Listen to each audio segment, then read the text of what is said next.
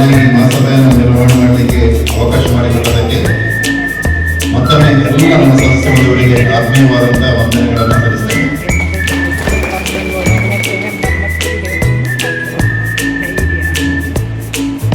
ಸುಮಾರು 86 ವರ್ಷಗಳ ಹಿಂದೆ ಸ್ವಾತಂತ್ರ್ಯ ಪೂರ್ವದಲ್ಲಿ ಇಲ್ಲಿಯ ಸಹಕಾರಿ ಬಂಧುಗಳು ಮುನವಳ್ಳಿ ಶಿವರಾಯರ ಆಶಯದಂತೆ ಅವರ ಪ್ರೇರಣೆಯಿಂದ ನಮ್ಮೂರಲ್ಲಿ ಒಂದು ಕೋಆಪರೇಟಿವ್ ಸೆಕ್ಟರ್ ನಾವು ಮಾಡಬೇಕು ಅನ್ನುತ್ತಾ ಇದರಲ್ಲಿ ಆ ಕಾಲದಲ್ಲಿ ಮಾಡಿರುವಂಥದ್ದು ನಾವು ಅತ್ಯಂತ ಭಕ್ತಿಪೂರ್ವಕವಾಗಿ ಅವರಿಗೆ ನಮಸ್ಕಾರ ಮಾಡಬೇಕಾಗಿದೆ. ಇವರಿಗೆ ಒಂದು ರಸ್ತೆ ಇಲ್ಲ, ಇವರಿಗೆ ಒಂದು ವಾಹನ ವ್ಯವಸ್ಥೆಗಳಿಲ್ಲ. ಅಂತಹ ಸಂದರ್ಭದಲ್ಲಿ ನಮ್ಮ ಗ್ರಾಮದಲ್ಲಿ ಇಡೀ ಜಿಲ್ಲೆಯ ಅತ್ಯಂತ ಕುಗ್ರಾಮ ಅನ್ನುವಂತ ಕರೆಸಿಕೊಂಡಿದ್ದಂತಹ ಒಂದು ಬಂಡೀಪುರಿಗೆ ಸುತ್ತಲೂ ಮಹೇಶ್ವರಿಯಿಂದ ಆವೃತವಾಗಿದ್ದಂತಹ ಮಳೆಗಾಲದಲ್ಲಿ ಒಡ್ಡಿಚಾಲಿನಿಂದ ನಮ್ಮನ್ನ ಕಟ್ಟಿ ಹಾಕುವಂತಹ ಆ ಸಂದರ್ಭದಲ್ಲಿ ಈ ಒಂದು ಗ್ರಾಮಕ್ಕೆ ಈ ಒಂದು ಸಹಕಾರಿ ಸಂಘವನ್ನ, ಈ ಒಂದು ಸೊಸೈಟಿಯನ್ನ ಆರಂಭ ಮಾಡಿದ್ದಾರೆ. ಅವರು ಆರಂಭಿಸಿದಂತ ಒಂದು ಸಂಸ್ಥೆಯನ್ನ ಹಲವಾರು ಸಹಕಾರಿ ಬಂಧುಗಳು, ಮುಖ್ಯವಾಗಿ ನಾವು ಯಾರನ್ನು ಹೇಳಿಕೊಂಡ್ರೆ ತುಂಬಾ ಉದ್ದ ಇದೆ, ಮಾಜಿ ಇಂಜಿನಿಯರ್ ಮಾಸ್ತರ್ ಅಂತ ಹೇಳಿದ್ರು, ರಾಮಣ್ಣ ಹೆಬ್ಬಾರ್ ಅಂತ ಹೇಳಿದ್ರು, ಈಗಿನ ಈ ಹಿಂದಿನ ರಾಮಕೃಷ್ಣ ಹರಿಯವರೆಗಿನ ಈಗಾಗಲೇ ನಾವು ಪ್ರಾಸ್ತಾವಿಕದಲ್ಲಿ ಹೇಳಿದಂತ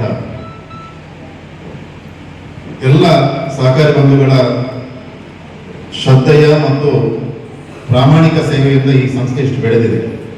ಈಗ ನಮಗೆ ಈ ಬೆಳೆದಂತಹ ಸಂಸ್ಥೆಯನ್ನ ಉಳಿಸುವಂತಹ ಜವಾಬ್ದಾರಿ ನಮಗೆ ಕೊಟ್ಟಿರುವಂತಹ ತಾವೆಲ್ಲರೂ. ಆದರೆ ಅದನ್ನು ಬೆಳೆಸುವ ದೃಷ್ಟಿಯಿಂದ ಸ್ವಲ್ಪ ಪ್ರಯತ್ನ ಮಾಡ್ತಾ ಪ್ರಾಮಾಣಿಕವಾದಂತಹ ಪ್ರಯತ್ನವನ್ನ ನಮ್ಮ ಆಡಳಿತ ಮಂಡಳಿ ಮತ್ತು ಸಿಬ್ಬಂದಿ ವರ್ಗ ನಾವು ಮಾಡ್ತಾ ಇದ್ದೇವೆ. ನಮಗಿರುವಂತಹ ಉದ್ದೇಶ ಒಂದು, ಇದು ನಮಗೆ ಕೊಟ್ಟಿರುವಂತಹ ಜವಾಬ್ದಾರಿ ಅನ್ನೋದು ನಮ್ಮ ತಲೆಯಲ್ಲಿ ಇದೆ. ಇದೊಂದು ಹುದ್ದೆ ಅಂತ ನಮಗೆ ತಲೆಯಲ್ಲಿ ಇಲ್ಲ, ಬಟ್ ಇದೊಂದು ಜವಾಬ್ದಾರಿ ನಮ್ಮ ಹೆಗಲ ಮೇಲೆ ಹಾಕಿಕೊಟ್ಟಿದ್ದೀರಿ. ಸಹಕಾರ ರಂಗದಲ್ಲಿ ನಾವು ಇನ್ನು ಅಂಬೆಗಾಲಿಕ್ಕುವಂತಹ ಸದಸ್ಯರು ಮತ್ತು ಅಧ್ಯಕ್ಷರಿದ್ದೇವೆ. ಆದರೆ ತಮ್ಮೆಲ್ಲರ ಸೇವೆಯನ್ನ ನೋಡಿ ಈಗ ಇಲ್ಲಿ ಉಪಸ್ಥಿತರಿರುವಂತ ಇಲ್ಲದೇ ಇರುವಂತಹ ನಮ್ಮ ಮಾಜಿ ಅಧ್ಯಕ್ಷರುಗಳ, ನಿರ್ದೇಶಕರುಗಳ, ಉಪಾಧ್ಯಕ್ಷರುಗಳ ನಿಮ್ಮೆಲ್ಲ ಪರಿಶ್ರಮವನ್ನ, ನೀವು ಕೊಟ್ಟಿರುವಂತಹ ಸೇವೆಯನ್ನ ಗಮನಿಸಿ ನಿಮ್ಮ ಸೇವೆಗೆ ಚ್ಯುತಿಯಾಗಬಾರದು ಅನ್ನೋ ದೃಷ್ಟಿಯಲ್ಲಿ ಆ ಒಂದು ಆಶಯ ನಮ್ಮಲ್ಲಿದೆ ಮತ್ತು ಅದನ್ನು ಗಂಭೀರವಾಗಿ ನಮ್ಮ ಮನಸ್ಸನ್ನು ಇಟ್ಕೊಂಡಿದ್ದೇವೆ. ಎಲ್ಲಿ ಕೂಡ ನಮ್ಮ ಸೊಸೈಟಿಯ ಪಾರದರ್ಶಕತೆಗೆ ಕುಂದಾಗಬಾರದು, ನಮ್ಮಿಂದಾಗಿ ಮತ್ತು ನಮ್ಮ ಸಿಬ್ಬಂದಿಗಳಿಂದಾಗಿ ಸಂಸ್ಥೆಗೆ ಕಪ್ಪುಚ್ಚಿಗೆ ಬರಬಾರದು ಅನ್ನೋದಂತೂ ನಮ್ಮ ಮನಸ್ಸಲ್ಲಿ ಇದ ಕಾರಣ ನಾವು ಹೆಮ್ಮೆಯಿಂದ ಹೇಳ್ತಿದ್ದೇವೆ. ಈ ಒಂದು ಪ್ರಾಮಾಣಿಕವಾದಂತಹ ಸೇವೆಯನ್ನ ಈ ಸಂಸ್ಥೆಗೆ ನಾವು ಎಲ್ಲರೂ, ನಾವು ಮತ್ತು ನೀವು ಸೇರ್ಕೊಂಡು ಕೊಡ್ತಾ ಇದ್ದೇವೆ. ಯಾಕಂದ್ರೆ ನಮ್ಮ ಸದಸ್ಯರು ಈಗಾಗಲೇ ಹೇಳಿದ್ರು, ಪದ್ಮಣ್ಣ ಹೇಳಿದಾಗೆ ನಮ್ಮ ಸಂಸ್ಥೆಯ ಲಾಭದಾಯಕವಾಗಿ ಮುನ್ನಡೆಸಲಿಕ್ಕೆ ಏನಾದರೂ ಮಾಡಬಹುದಾ, ಕಡ್ಡಾಯವಾಗಿ ನಮ್ಮ ಸದಸ್ಯರಿಗೆ ನಾವು ನಮ್ಮ ಸಂಸ್ಥೆಯಿಂದ ಇಂಥ ಪರಿಕರಗಳನ್ನ ಖರೀದಿಸಬೇಕು, ನಮ್ಮ ಸಂಸ್ಥೆಯಲ್ಲೇ ಸಾಲ ಮಾಡಬೇಕು ಅನ್ನೋ ಒಂದು ಕಟ್ಟಾಜ್ಞೆಯನ್ನ ಹೊರಡಿಸಬಹುದು ಅನ್ನೋ ಒಂದು ಪ್ರಶ್ನೆಯನ್ನು ಹಾಕಿದ್ರು. ಅದಕ್ಕೆ ನಾವು ಅಪ್ಪಣೆ ಮಾಡಲಿಕ್ಕೆ ಆಗೋದಿಲ್ಲ, ತಾಕೀತು ಮಾಡಲಿಕ್ಕೂ ಆಗೋದಿಲ್ಲ. ಆದರೆ ವಿಜ್ಞಾಪನೆಯನ್ನು ಮಾಡಬಹುದು, ಮನವರಿಕೆಯನ್ನು ಮಾಡಬಹುದು. ನಮ್ಮ ಸಂಸ್ಥೆ ಪ್ರಾಮಾಣಿಕ ಸೇವೆ ಸಲ್ಲಿಸ್ತಾ ಇದೆ. ಈ ಸಂಸ್ಥೆಯಿಂದಾಗಿ ಒಂದು ಗ್ರಾಮ ಇದೆ, ನಮಗೆ ಸಣ್ಣ ಸಮಸ್ಯೆಗಳು ಕೂಡ ಆಗಿದೆ ನಮ್ಮ ಆರಂಭದಿಂದಾಗಿ.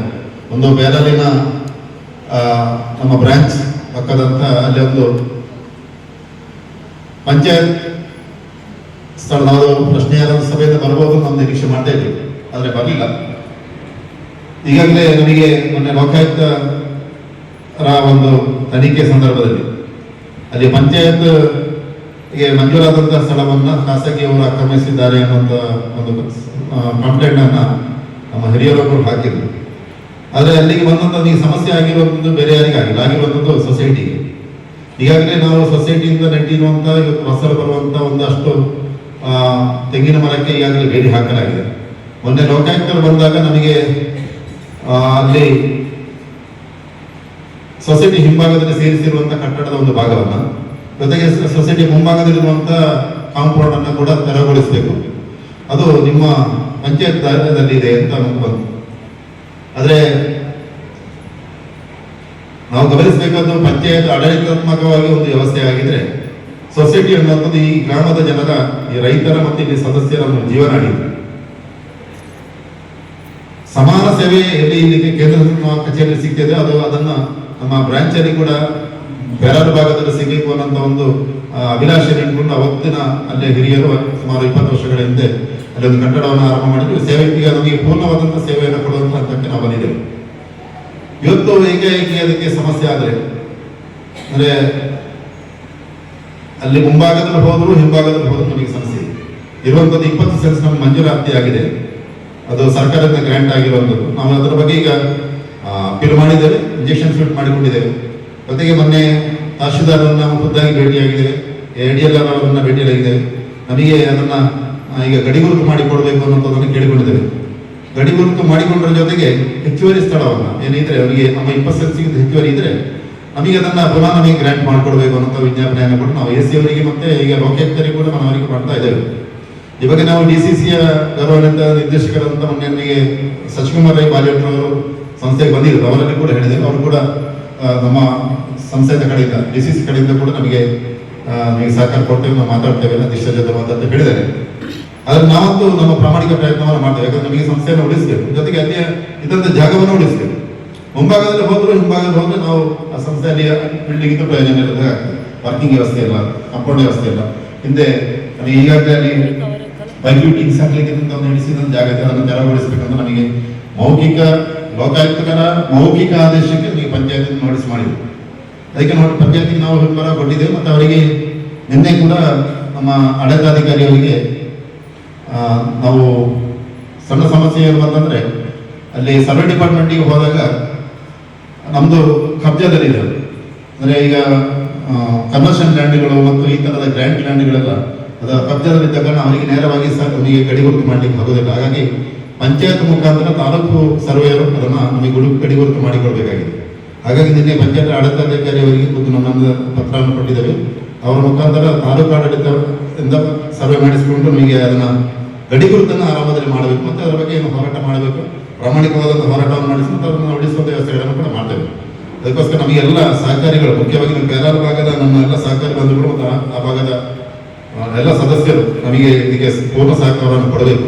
ಅದು ಇಲಾಖೆಯ ಜೊತೆ ಮಾತುಕತೆ ಮಾಡೋದಾದ್ರು ಅಥವಾ ಹೋರಾಟ ಮಾಡೋದಾದ್ರೂ ಕೂಡ ತಾವು ನಮ್ಮ ಜೊತೆಗೆ ಇರಬೇಕು ಅನ್ನೋ ವಿಜ್ಞಾಪನೆಯನ್ನು ಸಂಸ್ಥೆ ಕಡೆಯಿಂದ ಮಾಡ್ತಾ ಇದ್ದೇವೆ. ಯಾಕಂದ್ರೆ ನಮಗೆ ನಮ್ಮ ಹಿರಿಯ ಸದಸ್ಯರುಗಳು, ಅಧ್ಯಕ್ಷರುಗಳು ಅಥವಾ ತಾವೆಲ್ಲ ಸಹಕಾರಿಗಳು ಮಾಡಿಕೊಟ್ಟಂತ ಅದನ್ನು ಉಳಿಸಬೇಕಂತ ಜವಾಬ್ದಾರಿ ನಮ್ಮ ಮೇಲೆ ಇದೆ. ಹಾಗಾಗಿ ಅದರ ಪ್ರಾಮಾಣಿಕ ಪ್ರಯತ್ನವನ್ನು ಮಾಡ್ತಾ ಅಂತ ಹೇಳ್ತಾರೆ. ಇದೊಂದು ಅಂಶವನ್ನು ಇಲ್ಲಿ ಉಲ್ಲೇಖ ಮಾಡಬೇಕಿತ್ತು. ಉಳಿದಂತೆ ಈಗ ನೀವು ನೋಡಿದಾಗೆ ನಮಗೆ ಬೇರೆ ಬೇರೆ ವಿಧದಲ್ಲಿ ಒಂದು ಸಂಸ್ಥೆ ಹಣಕಾಸಿನ ವ್ಯವಹಾರಕ್ಕೆ ಮಾತ್ರ ಇರುವುದಲ್ಲ, ಅದು ಸಮಾಜಮುಖಿಯಾಗಿ ಕೆಲಸ ಮಾಡಬೇಕು ಅನ್ನೋ ದೃಷ್ಟಿಯಲ್ಲಿ ನಾವು ಸಂಸ್ಥೆಯಿಂದ ಹಲವಾರು ವ್ಯವಸ್ಥೆಗಳನ್ನು ಜೋಡಿಸಿಕೊಂಡಿದ್ದೇವೆ. ಈಗ ಕೊಟ್ಟಂತ ವಿದ್ಯಾರ್ಥಿ ವೇತನ ಆಗಿರ್ಬೋದು, ಮರಣ ಸಾಂತ್ವನ ನಿಧಿ ಆಗಿರ್ಬೋದು. ಮರಣ ಸಾಂತ್ವನ ನಿಧಿಯಲ್ಲಿ ಸುಮಾರು 118 ಜನ ಈಗ ಮೃತಪಟ್ಟಂತ ಸದಸ್ಯರಿಗೆ ನಾವು ಸುಮಾರು 6,54,000 ನಾವು ವಿತರಣೆಯನ್ನು ಮಾಡಿದ್ದೇವೆ. ಅದರಲ್ಲಿ ಸುಮಾರು 94 ಜನರಿಗೆ 5,000 ಉಳಿದಂತ ಒಂದು 18 ಜನರಿಗೆ 7,000 ಸಂಖ್ಯೆ ಇದೆ. ನಮಗೆ ಮರಣದ ಸಂಖ್ಯೆ ನೋಡೋಕೆ ಬೇಜಾರಾಗ್ತದೆ. ನಮ್ಮ ಸದಸ್ಯರು ಏನಿಲ್ಲ, ಹುಟ್ಟಿದ ಮನುಷ್ಯ ಸಾಯಲೇಬೇಕಾಗಿದೆ. ಆದರೆ ಸತ್ತವನಿಗೆ ಏನಾದರೂ ಕಿಂಚಿತ ಕುಟುಂಬಕ್ಕೆ ಸಹಾಯಕಾರ ಆಗಲಿ ಅನ್ನೋ ದೃಷ್ಟಿಯಲ್ಲಿ ಅದನ್ನು ಅವತ್ತು ನಮ್ಮ ಹಿರಿಯರು ಮಾಡಿದ್ರು. ಅದನ್ನು ನಾವು ಇವತ್ತು ಮುಂದುವರಿಸ್ತಾ ಹೋಗ್ತೇವೆ. ಸದ್ಯಕ್ಕೆ ನಾವು 7ಕ್ಕೆ ಇಟ್ಟಿದ್ದೇವೆ. ಮುಂದಿನ ವರ್ಷಕ್ಕೆ ಅದನ್ನು ಹೆಚ್ಚುವರಿ ಮಾಡಲಿಕ್ಕೆ ಕೂಡ ನಮ್ಮಲ್ಲಿ ನಿಧಿ ಜಾಸ್ತಿ ಆದಷ್ಟು ನಾವು ಅದನ್ನು ಹೆಚ್ಚುವರಿ ಮಾಡಲಿಕ್ಕೆ ಪ್ರಯತ್ನವನ್ನು ಮಾಡ್ತೇವೆ. ಯಾರಿಗೂ ಕೂಡ ಅದು ಉಪಯೋಗ ಆಗದೇ ಇರಲಿ ಅನ್ನೋ ಪ್ರಾರ್ಥನೆಯನ್ನು ಕೂಡ ಮಾಡ್ಕೊಳ್ತೀವಿ. ಎಲ್ಲರೂ ಉಳಿಲಿ, ಯಾರು ಸದ್ಯಕ್ಕೆ ಯಾರಿಗೆ ಆಗಬಾರ್ದು ಒಂದು ಪ್ರಾರ್ಥನೆ. ಅದೇ ರೀತಿ ನನಗೆ ಖುಷಿ ಕೊಟ್ಟಿರುವಂಥದ್ದು ಇವತ್ತಿನ ಮಹಾಸಭೆಯಲ್ಲಿ ನಿಮ್ಮ ಎಲ್ಲ ಹಿರಿಯರು ಮತ್ತು ಎಲ್ಲ ಸದಸ್ಯರು, ಮಾಜಿ ಅಧ್ಯಕ್ಷರುಗಳು ತಾವೆಲ್ಲರೂ ಅತ್ಯಂತ ಪೂರಕವಾದಂಥ ಪ್ರಶ್ನೆಗಳನ್ನು ಸಲಹೆಗಳನ್ನು ಕೊಟ್ಟದ್ದು. ಮಹಾಸಭೆ ಅನ್ನೋದು ಗ್ರಾಮ ಸಭೆ ಅಲ್ಲ ಅನ್ನೋದು ನಮಗೆಲ್ಲರಿಗೂ ಗೊತ್ತಿದೆ. ಗ್ರಾಮ ಸಭೆಯಲ್ಲಿ ನಾವು ಬೇಕಾಬಿಟ್ಟಿ ಪ್ರಶ್ನೆ ಕೇಳ್ತೇವೆ ಅಥವಾ ಪ್ರಶ್ನೆಗೋಸ್ಕರವೇ ಬರುವವರು ಇದ್ದೇವೆ, ಮತ್ತು ಅದನ್ನು ಅಲ್ಲಿ ಮಾಧ್ಯಮದವರಿದ್ದಾರಂತ ನೋಡಿ ಪ್ರಶ್ನೆ ಮಾಡುವವರು ಇರ್ತಾರೆ.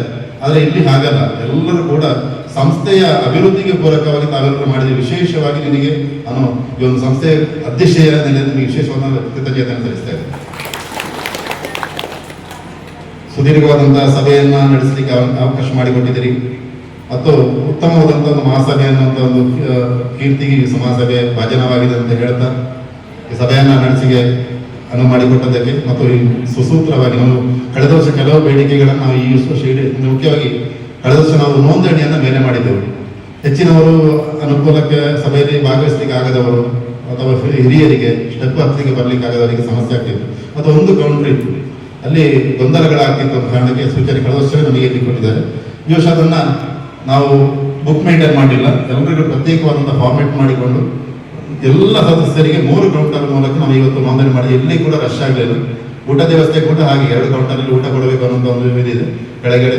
ಹಾಗಾಗಿ ಬಂದಂಥ ಸದಸ್ಯರು ಅತ್ಯಂತ ಗೌರವಾನ್ವಿತವಾಗಿ ಅತ್ಯಂತ ಪ್ರೀತಿಯಿಂದ ಆಧಾರದ ನಿಮ್ಮನ್ನು ಬರಮಾಡಿಕೊಳ್ಳೋ ಜೊತೆಗೆ ಅಷ್ಟೇ ಪ್ರೀತಿಯಿಂದ ಕಳಿಸಿಕೊಡುವಂಥ ಜವಾಬ್ದಾರಿ ನಮ್ಮದು ಅಂತ ಹೇಳ್ತಾ ಈ ಒಂದು ಕಾರ್ಯಕ್ರಮವನ್ನು ನಡೆಸಿಕೊಡ್ಲಿಕ್ಕೆ ಮತ್ತು ಅಧ್ಯಕ್ಷ ನೆಲೆಯಲ್ಲಿ ಸಭೆಯನ್ನು ನಡೆಸಲಿಕ್ಕೆ ಮತ್ತು ಎರಡು ಮಾತಾಡಲಿಕ್ಕೆ ಅವಕಾಶ ಮಾಡಿಕೊಟ್ಟಂತಹ ಮುಖ್ಯವಾಗಿ ನನ್ನ ಎಲ್ಲ ನಿರ್ದೇಶಕ ವರ್ಗಗಳಿಗೆ ಮತ್ತು ನಮ್ಮ ಸಿಬ್ಬಂದಿ ವರ್ಗದವರಿಗೆ ವಿಶೇಷವಾದಂತಹ ಇದರ ಎಲ್ಲ ಯಶಸ್ಸಿನ ಕೀರ್ತಿ ನಮ್ಮ ಆಡಳಿತ ಮಂಡಳಿ ಮತ್ತು ಸಿಬ್ಬಂದಿ ವರ್ಗಕ್ಕೆ ಸೇರಿತು ಅಂತ ಹೇಳ್ತಾರೆ. ಸಿಬ್ಬಂದಿ ವರ್ಗದವರು ವಿಶೇಷವಾಗಿ ನಿನ್ನೆ ತಡರಾತ್ರಿವರೆಗೆ ಕೆಲಸ ಮಾಡಿದ್ದಾರೆ. ಇವತ್ತು ಬೆಳಿಗ್ಗೆ 7 ಗಂಟೆಗೆ ಬಂದಿದ್ದಾರೆ. ನನಗೆ ಮುಖ್ಯವಾಗಿ ಒಂದು ಬೆಳೆ ವಿಮೆ ಮತ್ತು ಸಾಲದ ಏರಿಕೆ ಸಂದರ್ಭದಲ್ಲಿ ಬೆಳಿಗ್ಗೆ 6:30 7 ಗಂಟೆಗೆ ಬಂದರೆ ಸಂಜೆ 8 9 10 ಗಂಟೆ ಆದರೂ ಕೂಡ ತೆರಳಬಾರದು. ಆ ಒಂದು ಅವರ ಪ್ರಾಮಾಣಿಕ ಶ್ರಮ ಮತ್ತು ಪ್ರಯತ್ನ ಇವತ್ತು ನಮ್ಮ ಸಂಸ್ಥೆಯ ಏಳಿಗೆಗೆ ಒಂದು ಕಾರಣ ಅಂತ ಹೇಳ್ತಾರೆ. ನಮ್ಮ ಸ್ಮಿತಿ ವರ್ಗಕ್ಕೆ ನಾನು ಆಡಳಿತ ಮಂಡಳಿಯ ಪರವಾಗಿ ಅವರಿಗೆ ಒಂದು ಅಭಿನಂದನೆ ಸಲ್ಲಿಸ್ತೇನೆ. ಯಾಕಂದರೆ ಅವರ ಏನು ಶ್ರಮವಿದೆ, ಪ್ರಾಮಾಣಿಕತೆಯನ್ನು ಗುರುತಿಸತಕ್ಕಂಥ ಕರ್ತವ್ಯ. ಹಾಗಾಗಿ ತಪ್ಪಿದ್ದಾಗ ನಾವು ಅವರನ್ನು ಆಡಳಿತ ಮಂಡಳಿಯ ಸಭೆಯಲ್ಲಿ ಅವರು ತಿದ್ದುತ್ತೇವೆ. ಅವರನ್ನ ಎಚ್ಚರಿಸುವಂಥದ್ದು ಅಥವಾ ಅವರಿಗೆ ಸೂಚನೆ ಕೊಡುವಂಥದ್ದು, ಬೈಯುವಂಥದ್ದು ಎಲ್ಲ ನಾವು ಮಾಡ್ತೇವೆ. ಆದರೆ ಅವರ ಸೇವೆಯನ್ನು ಗುರುತಿಸುವಂಥದ್ದು ಮತ್ತು ಅವರಿಗೆ ಪ್ರಾಮಾಣಿಕ ಸೇವೆಗೆ ಅವರನ್ನು ಗೌರವಿಸುವಂಥದ್ದು ಕೂಡ ನಮ್ಮ ಜವಾಬ್ದಾರಿ ಅಂತ ಹೇಳ್ತಾ, ಮುಖ್ಯವಾಗಿ ಈ ಒಂದು ಮಹಾಸಭೆಯ ಯಶಸ್ಸಿಗೆ ಕಾರಣಕರ್ತರಾದಂಥ ಮತ್ತೊಮ್ಮೆ ಎಲ್ಲ ಸದಸ್ಯ ಬಂಧುಗಳಿಗೆ ನನ್ನ ಆತ್ಮೀಯ ವಂದನೆ ಸಲ್ಲಿಸ್ತಾ ನನ್ನ ಮಾತಿಗಳನ್ನು ಮತ್ತು ಸಭೆಯನ್ನು ಮುಕ್ತಾಯಗೊಳಿಸುತ್ತೇನೆ. ವಂದನೆಗಳು. ನುಡಿಯನ್ನು ಆಡಿದಂಥ ಮತ್ತು ಸದಾ ಮಾರ್ಗದರ್ಶನ ನೀಡುತ್ತಿರುವ ನಮ್ಮ ಸಂಘದ ಗೌರವ ಅಧ್ಯಕ್ಷರಾಗಿರುವಂಥ ಶ್ರೀ ಸುರೇಶ್ ಕನ್ನವಾಡಕ ಅವರಿಗೆ ವಂದನೆಗಳು.